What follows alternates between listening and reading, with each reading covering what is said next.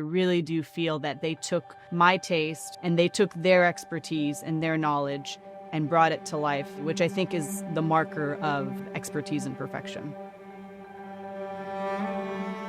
For me, the stone was going to be a focal point of the kitchen. I wanted it to be something dynamic and interesting and unique, but also something that was timeless, or quite frankly, something that I wasn't going to get sick of looking at some point. I saw this piece hanging in the gallery and I just couldn't stop looking at it. I thought the blue was just the right blue. It wasn't too blue.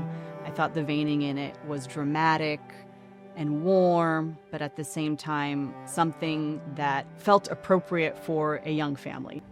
I love to cook. I love to experiment with cooking. It is not uncommon that I'll have multiple plates going at the same time. So I knew that if there was one purpose for this kitchen is that it was going to have to work. It was going to have to perform. After our first couple meetings with Mariusz, when I showed him some idea that demonstrated my aesthetic goals, the type of hardware I wanted in the kitchen as far as for cooking and to support entertaining, he was like, I think I have the right person for you.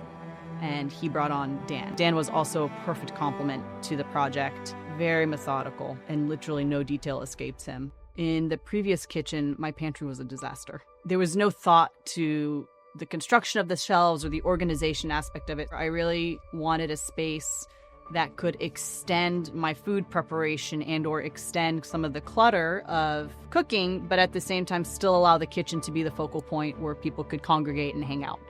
Dan designed the scullery, which essentially, like Mariusz describes, is a secondary prep kitchen. So I'm able to showcase some of my more heavily used but nicer tools, and it's so practical. I actually do like showcasing it a lot because it's so beautiful. I leave it open, but when I need to close it off because I have dishes or plates from a party, I close it off. So we have a couple secret doors in the house, and it's not so much that I love secret doors. I wanted it to stay uninterrupted just because of how beautiful the work was. Places where I like to disguise the more mundane things of day-to-day life, but still maintain the aesthetic appearance of the house. So where I keep the kids' toys and books, or the towels and the toiletries in the family bathroom. So while the space is still functional and it still serves a purpose for a young, messy family, you're able to hide it and close it, and it just looks sleek and finished and polished, which I love.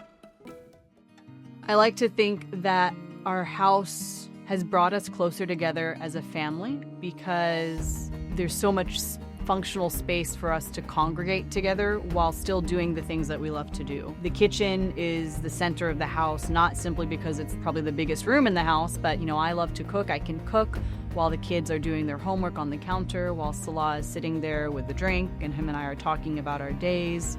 Every inch of the renovation made the house work for our family, and in doing so, made it a place that we love to spend time together.